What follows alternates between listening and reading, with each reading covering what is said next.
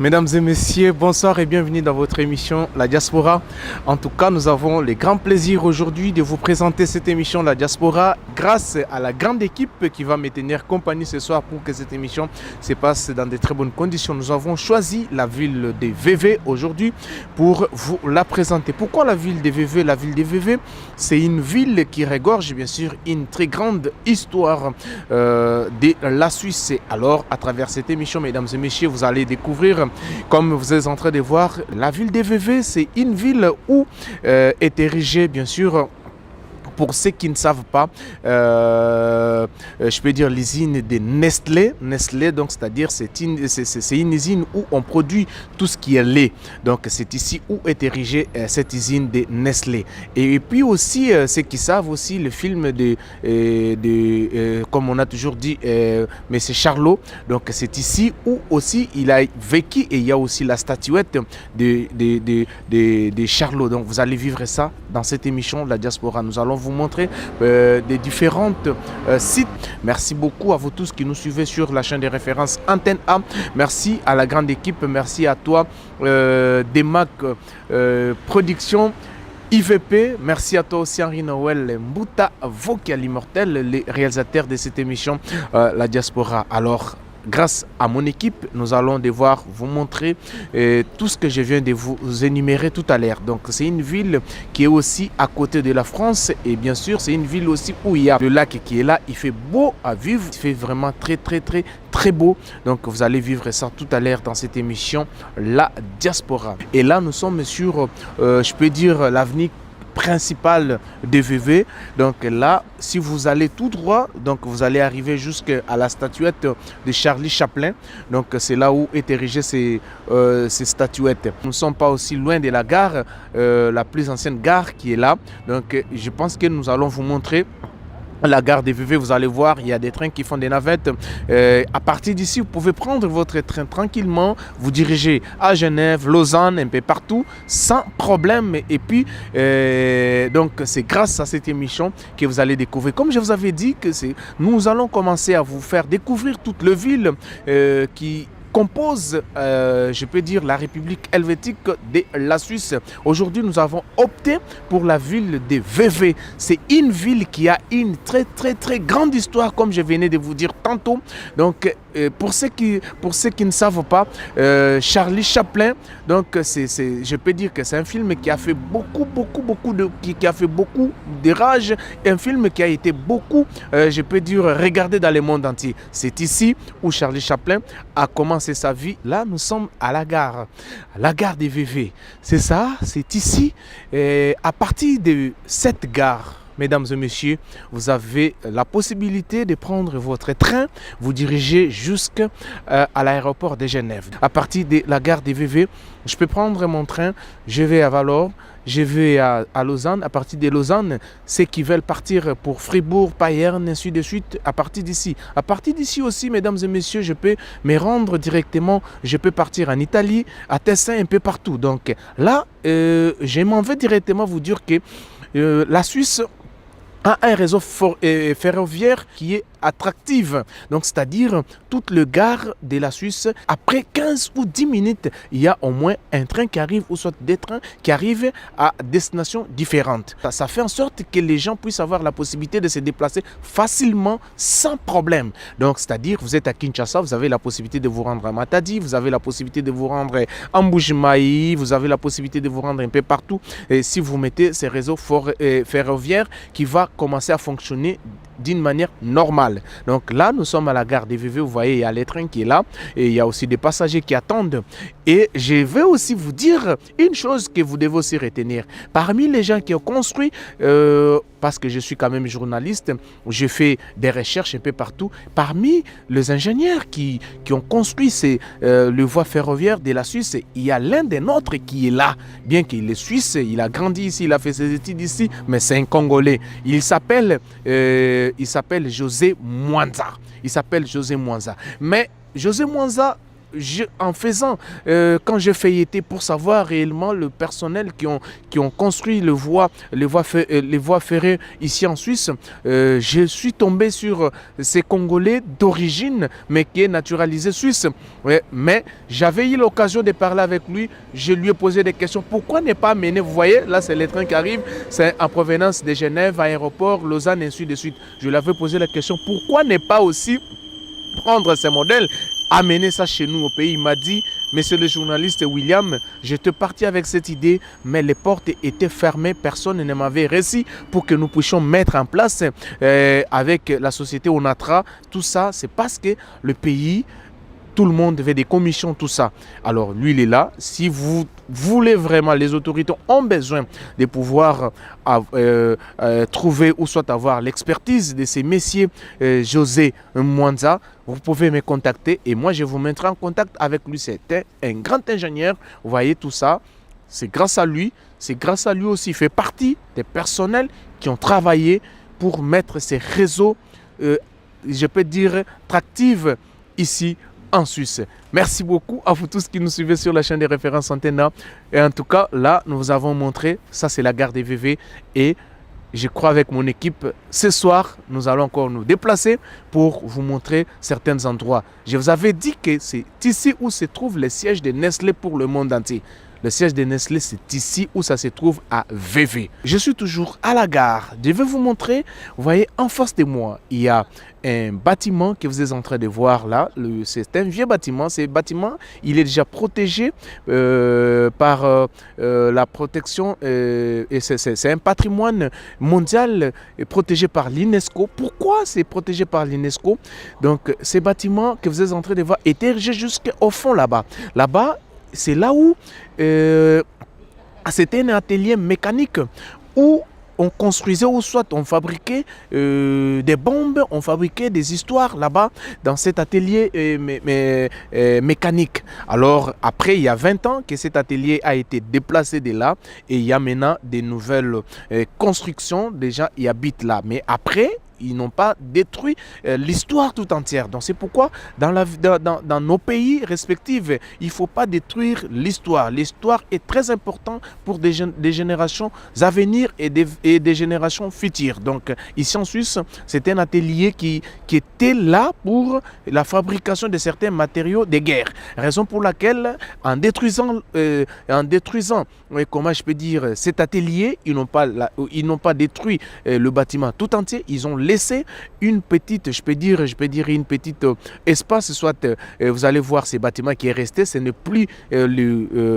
les gros bâtiments comme c'était avant, c'est resté ces petits bâtiments, c'est pour que l'histoire ne puisse pas se perdre. Même les enfants qui naissent aujourd'hui, ils auront quand même la possibilité, on va leur dire que voilà le bâtiment, l'atelier mécanique où on faisait beaucoup de choses. De l'autre côté, il y a un bâtiment où la toiture forme la forme de W. Donc ça veut dire que c'est le bâtiment où c'est le musée de Nestlé.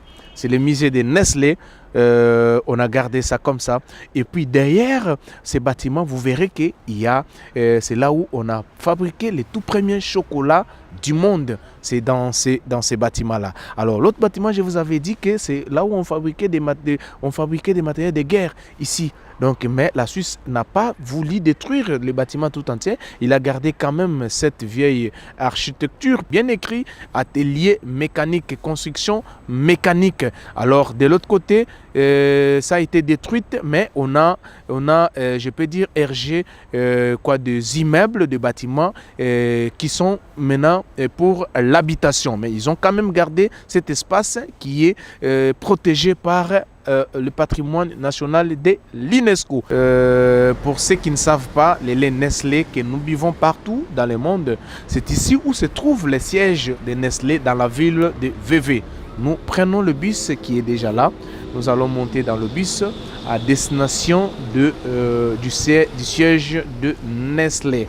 Vous qui nous suivez de partout à travers le monde entier, nous nous dirigeons où se trouve le siège de Nestlé et vous allez voir ensemble avec nous, c'est comme si vous étiez ici en Suisse. Et voilà, nous nous dirigeons déjà. Après notre retour, nous allons aussi vous montrer le musée dont je vous ai parlé, qui a fait le tour du monde. Vous allez découvrir ça dans cette émission La Diaspora. Si vous voulez descendre, vous appuyez juste là. Vous voyez la dame qui vient d'appuyer. Donc de l'autre côté, les chauffeurs, c'est déjà que il y a une personne qui veut descendre à l'arrêt. Et sans qu'il y ait des bousculades, voilà, les portes s'ouvrent et puis les clients ou soit le passager descendent du bus. Et ceux qui veulent aussi entrer, ils entrent facilement, sans problème. C'est ce que nous avons aussi besoin, que ce soit dans nos pays respectifs. Je suis arrivé à la destination. Et merci beaucoup à vous tous qui nous suivez. Alors, vous voyez, ça c'est les bus qui répare. Donc là, c'est les bus qui réparent. Donc ces bus-là que vous êtes en train de voir, ça roule avec l'électricité. Donc l'autre problème aussi, c'est le problème de la mentalité. Alors, si on met cette voie comme ça, on met l'électricité pour que les bus puissent commencer à marcher comme ici, il y aura des gens mal intentionnés qui vont chercher à savoir réellement qu'est-ce qu'il y a dans ces câbles. Ils vont chercher à couper les câbles, ils vont chercher... Ça aussi, c'est un problème de mentalité. Mais cela ne peut pas empêcher les ministères, les tutelles de ne pas faire ça. Vous pouvez d'abord essayer. Vous voyez comment? Donc, c'est-à-dire les bus roulent avec l'électricité. Pendant que nous avons de l'eau, nous avons des chutes qui produisent de l'électricité en grande quantité, mais les gens vous marchent à pied et on n'a pas de bus de transport. Les gens se bousculent.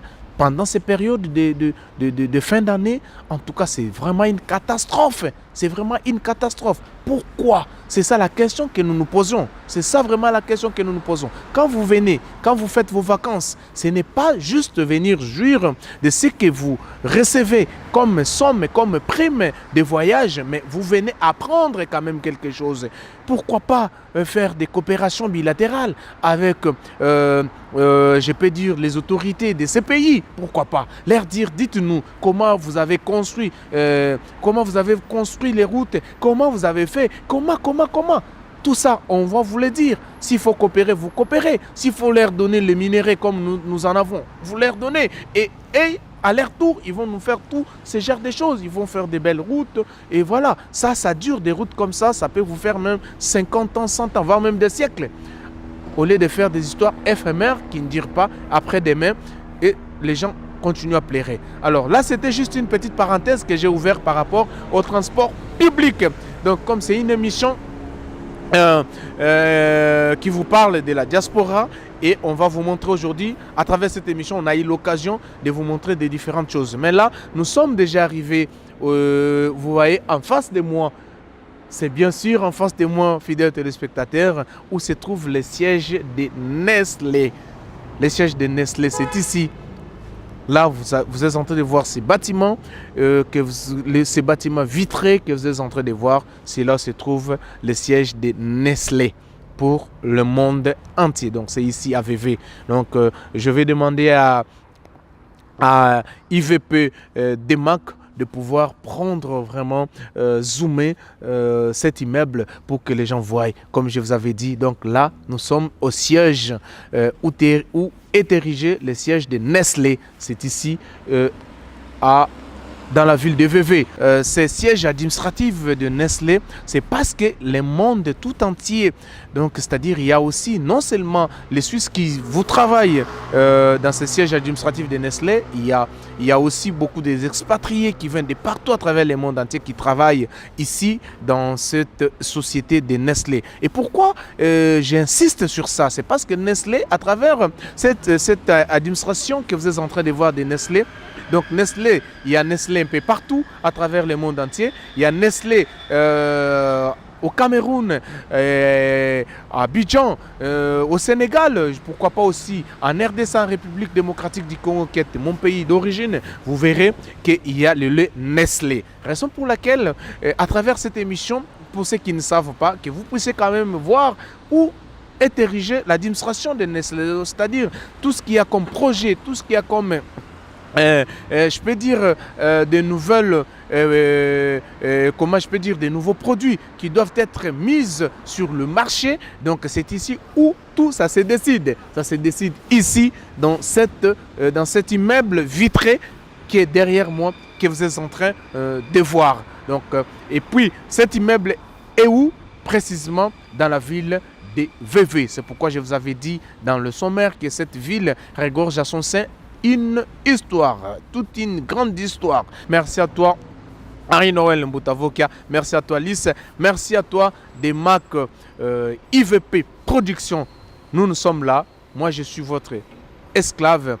Moi, avec mon équipe, on va vous montrer plusieurs villes qui regorgent, bien sûr, qui composent la République helvétique de la Suisse.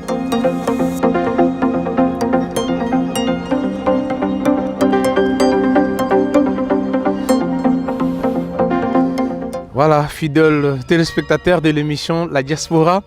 Donc, comme je vous avais dit que nous allons vous montrer des différents endroits de la ville qui compose bien sûr la ville d'EVV. Aujourd'hui, nous sommes à la place du marché, comme je vous avais dit.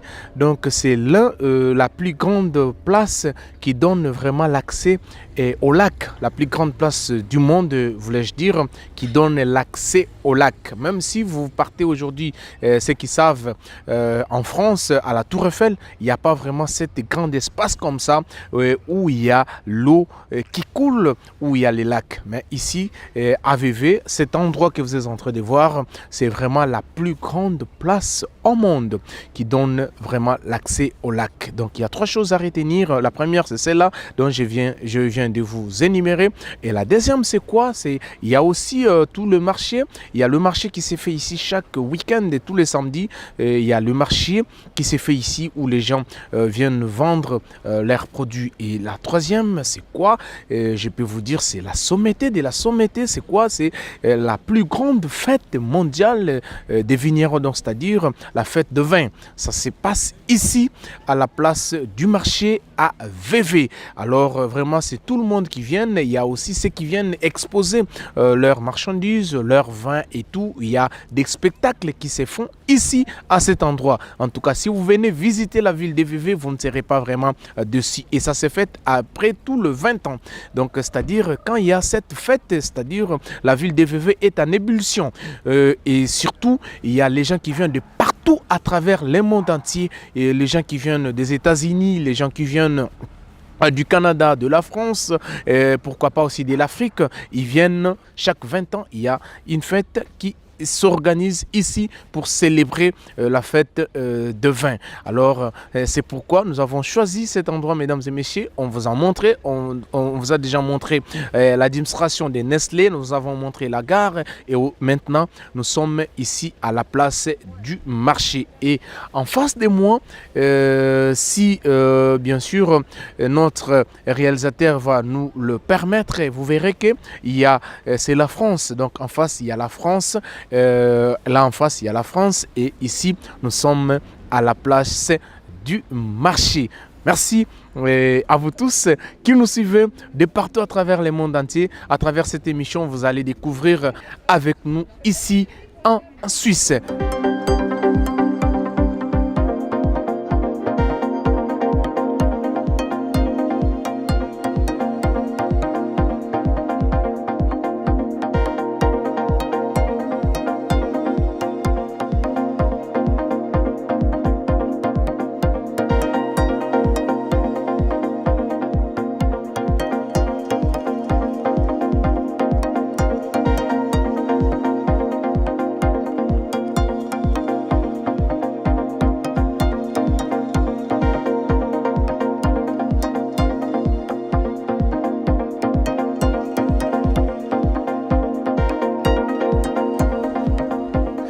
Voilà, fidèles téléspectateurs de l'émission La Diaspora.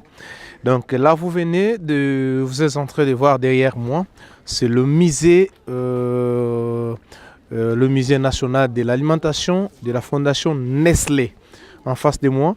Et vous verrez qu'il y a une petite fourchette qui est là, qui symbolise déjà, quand vous voyez une fourchette, ça dit tout. Et en face de moi, là, dans le lac, il y a la plus grosse, je peux dire la plus grande fourchette du monde qui symbolise aussi, quand vous voyez déjà la fourchette, ça veut dire que l'aliment, ça veut dire manger tout consort. Donc c'est ça, c'est bien écrit là, la fourchette héroïne du Le Mans. Donc voilà, la plus grande. Et je crois que les réalisateurs, ils peuvent prendre ça, c'est bien noté. Voilà, la plus grande fourchette du monde, c'est celle-là qui symbolise l'alimentation. Et en face de moi, nous avons, derrière moi, comme je venais de vous dire, c'est les musées national alimentarium. C'est comme ça, c'est noté comme ça, alimentarium. Donc voilà, il y a une petite fourchette là, et puis la grosse fourchette, elle est érigée dans le lac. Et là, nous avons le statuette, je peux dire, de Charlot, pour ceux qui savent, donc Charlie Chaplin. Donc Charlie Chaplin, donc c'est lui qui a fait un film, ce film qui a fait parler le monde tout entier. Le voici, il est là. On a mis une statuette pour Charlie Chaplin. Pour ceux qui ne savent pas Charlie Chaplin, c'est un film qui a bougé le monde et qui continue à bouger le monde jusqu'aujourd'hui. On l'appelle comme ça, on l'appelle Charlot. Et vous pouvez aussi, je pense, ceux qui suivent la musique congolaise, il y a un artiste congolais qui avait immortalisé, bien sûr, cet acteur, Monsieur Charlot, Monsieur Charlie Chaplin. Il a été immortalisé par Félix Ouazekwa dans une de ses chansons. Et d'ailleurs, ils étaient habillés comme ça, vous voyez, comme vous êtes en train de voir. Et lui, il fit quand même, je peux dire, il est d'origine Grande-Bretagne. Il était venu ici en Suisse, c'est là où il a passé toute sa vie, c'est là où il était réfugié ici en Suisse. Et il a fait son film ici et il a vécu dans cette ville de VV. Alors c'est pourquoi, pour immortaliser cette icône, je peux dire comme ça, c'est pourquoi la ville de VV et la Suisse tout entière ont immortalisé cet acteur en faisant cette statuette que vous êtes en train de voir. Donc c'est ça, le film de Charlie Chaplin a été réalisé en Suisse. Et plus précisément, je peux vous rassurer que c'était ici dans la ville des VV. Donc c'est ça, comme je vous avais dit que la ville des VV, pourquoi nous avons choisi cette ville en premier lieu, c'est parce que c'est une ville qui regorge beaucoup, une très grande histoire, comme je venais de vous dire tout à l'heure. Donc là vous voyez Charlie Chaplin avec son statut. En face de moi, il y a le musée alimentarium de Nestlé. Et puis, il y a la fourchette qui représente bien sûr l'alimentation. Donc voilà, c'est tout ce que j'avais à vous montrer pour aujourd'hui dans cette émission La Diaspora. Vous êtes très nombreux pour nous suivre. C'est ici où s'achève notre parcours de la ville des VV aujourd'hui. Et je crois que si vous avez aimé cette émission, n'hésitez pas de nous écrire, de nous envoyer des textos, vos messages pour la ville prochaine dont vous aimeriez assez que nous puissions encore vous montrer le parti essentiel. Pour moi, je vous dis grandement merci et surtout restez branchés sur la chaîne de référence Antenne A. Et nous sommes sur Canal+, où vous allez suivre cette émission avec votre humble serviteur que je suis, William Tshisekedi. Merci à la grande équipe, merci à toi, Demac IVP Production, merci aussi à toi, Harry Noël Mboutavokia. Merci à tout le monde. Je vous dis un grand merci et à tous les téléspectateurs qui nous ont fait confiance et qui continuent à nous soutenir de loin ou de près.